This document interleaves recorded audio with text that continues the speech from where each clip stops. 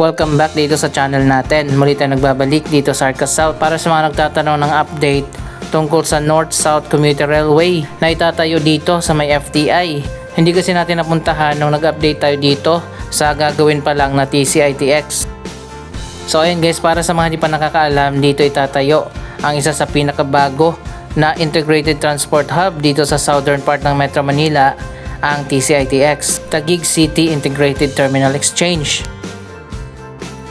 Parang PTEX pero dito siya sa may Arca South.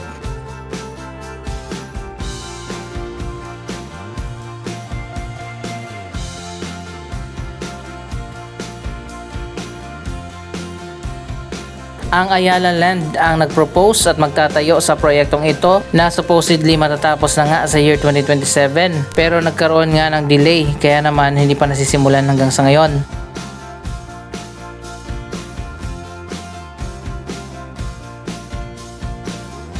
So ayun guys, ganito magiging design yan kapag natapos na.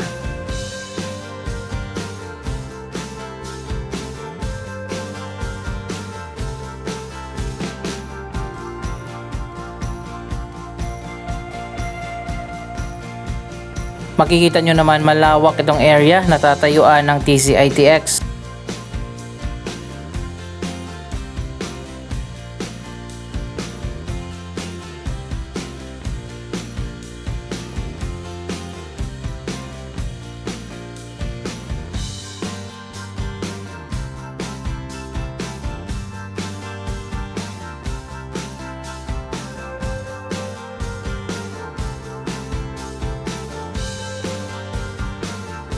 Katulad din sa PITX, ito ay isang public-private partnership. Ibig sabihin yan, ang Ayala Land ang magpopondo at magpapatayo sa proyektong yan at may kontrata na 35 years kung hindi ako nagkakamali.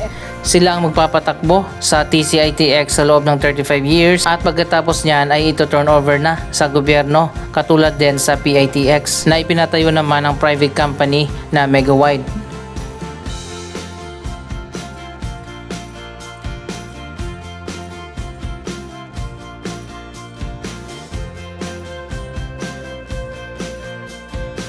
Nagkaroon na nga ng groundbreaking ceremony last year para sa pagtatayo sa proyektong ito. Noong last year pa yon, pero sa ngayon ay pwede na itong ituloy kasi nga naayos na yung right of way sa isa pang proyekto na itatayo dyan sa likod, ang Southeast Metro Manila Expressway. Magiging transportation hub ang lugar na ito kapag natapos na ang iba't ibang mga proyekto na itatayo dito. Dito naman paglabas natin, dito dadaan yung linya ng PNR na ngayon ay tatawagin na North-South Commuter Railway. Dito na itatayo ang bagong FTI station. Dati doon yung FTI station sa kabilang dulo, pero ngayon ay ililipat na nga dito.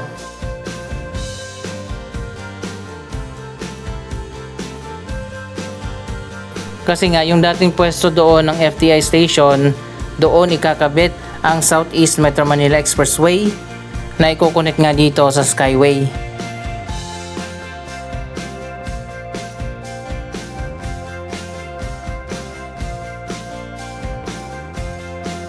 Ilang taon na nga mula nang nasimulan ang North-South Commuter Railway. Nagsimula pa yan noong nakarang administration.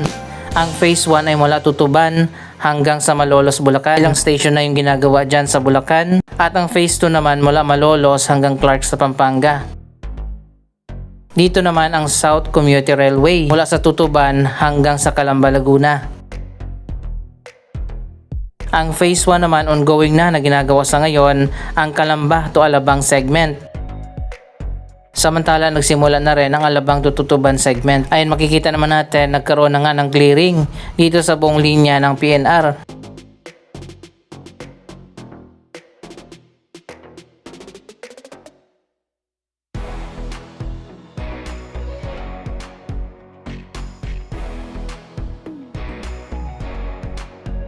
Isang modern na railway line ang itatayo, hindi katulad sa dating PNR na medyo luma yung design. Ang Japan naman ang nagpondo sa pagpapatayo ng North-South Commuter Railway mula Clark hanggang sa Calamba, Laguna. So ayun guys, dito ang FTI station ng North-South Commuter Railway. Samantala dadaan din dito ang Metro Manila Subway at magkakaroon din ng station dito sa FTI. Sa ibabaw ang FTI station at sa ilalim naman yung Metro Manila Subway Station FTI din. Ito ay magiging integrated common station.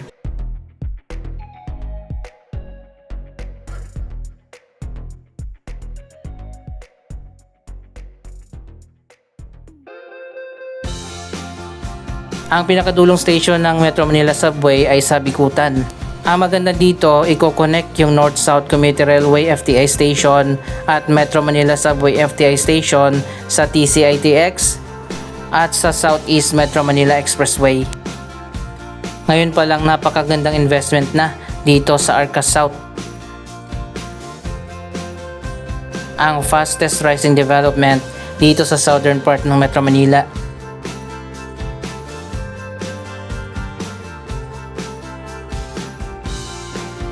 Ito pala yung bagong bukas na Ayala Mall sa Arca South. Pero yung kabilang mall pa lang yung nagbukas. Yung main mall ay coming soon pa ang opening.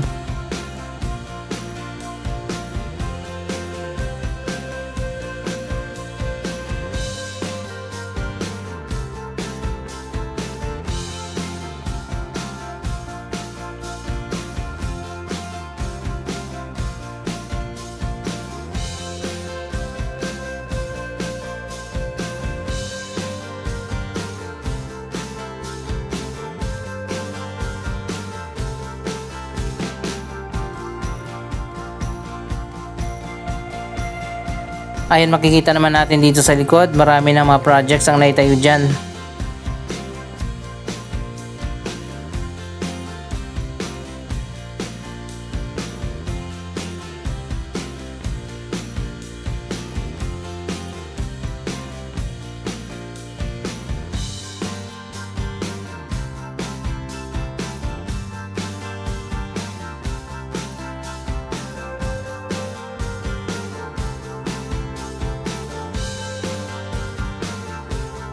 Ang ganda na pala dito sa Arca South.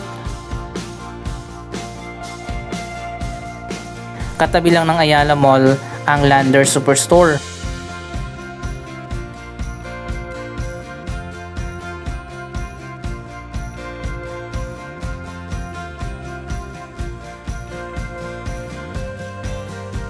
Silipin nga natin ang mga latest na development dito.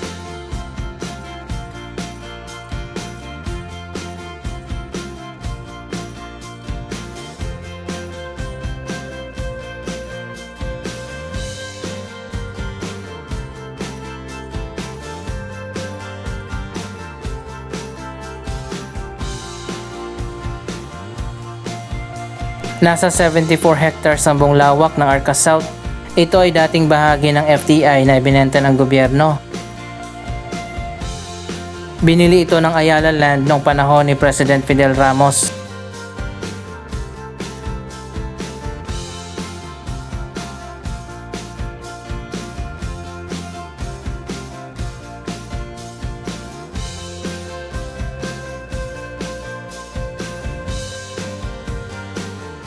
Ilan sa mga condominium dito ang Garden Court Residences. Iba't ibang cluster ng mga residential condo. Ito naman ang The Veranda, tapos na yan. Samantala katatapos lang din ng Park Cascades. Isang cluster din ng mga residential condominium.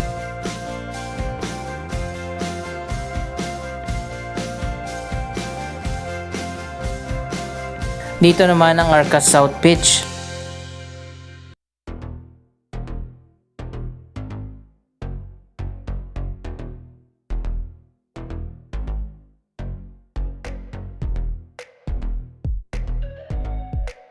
Isa pang project ang ginagawa dito sa ngayon, ang The Blue Leaf, ang pinakabagong events place.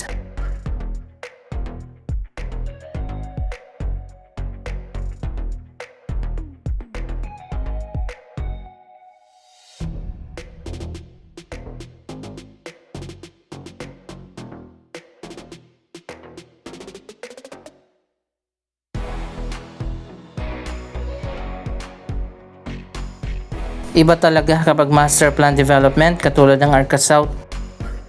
By the way, yung remaining na 48 hectares sa FTI complex, ibebenta na rin ng gobyerno ngayong taon. Siguro baka Ayala Land din ang bibili niyan.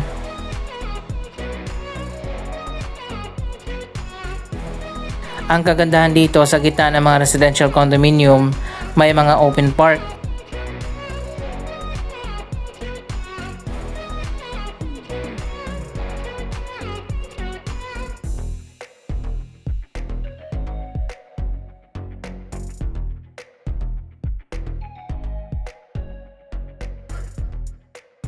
Maganda talaga kapag mayroon mga open spaces katulad ng mga park at mga garden. Hindi katulad sa ibang mga condo development na puro building lang.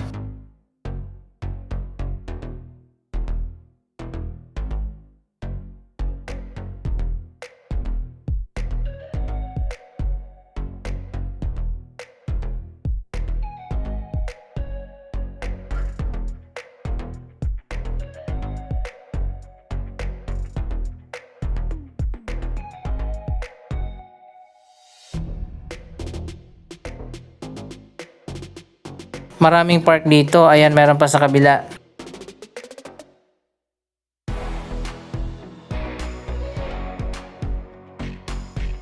Ongoing pa pala ang construction nitong Garden Court Residences. Pero yung mga Avida Towers dyan sa likod, yan ang unang natapos.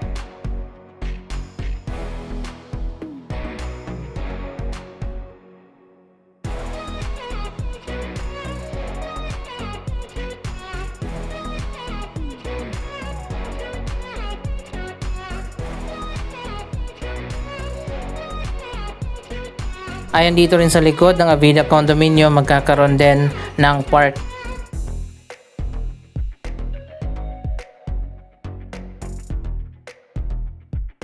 Nilawakan pala yung mga pedestrian walkway dito.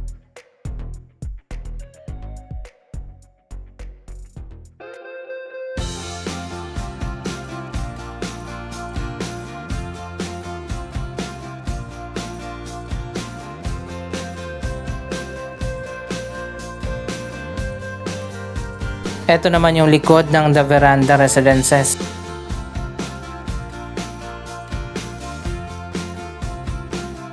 Dito naman sa dulo ang Arbor Lanes.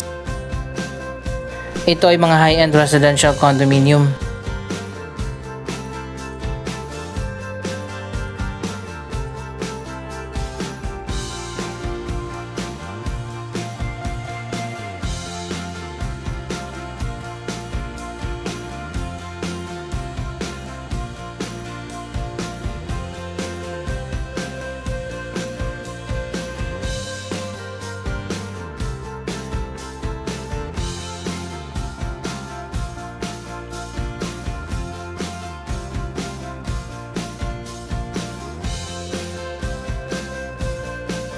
Napaka-livable, walkable at pedestrian-friendly ng Arcas South.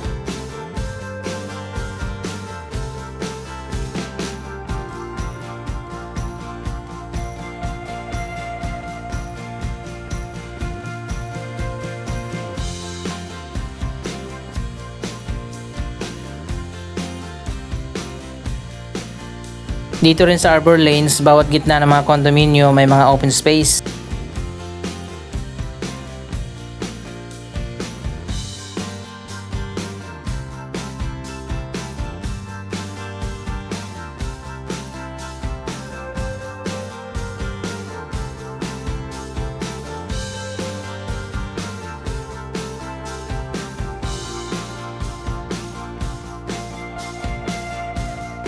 Pati pala dito sa dulo, pinaganda na rin ang pedestrian walkway.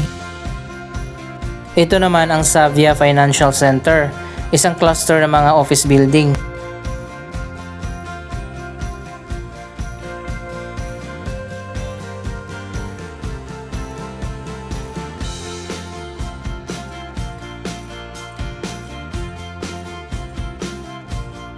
So ayun guys, napakaganda na nga dito sa Arcas South.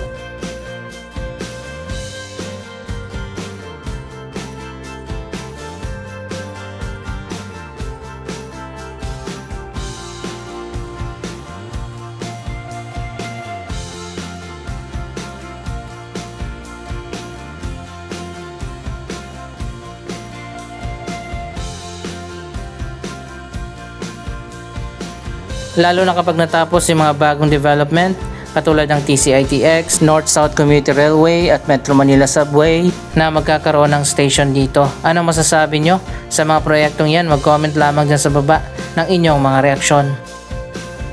Maraming salamat sa inyong panonood. Huwag kalimutan na i-like, i-share ang video ito at mag-subscribe. Thank you for watching!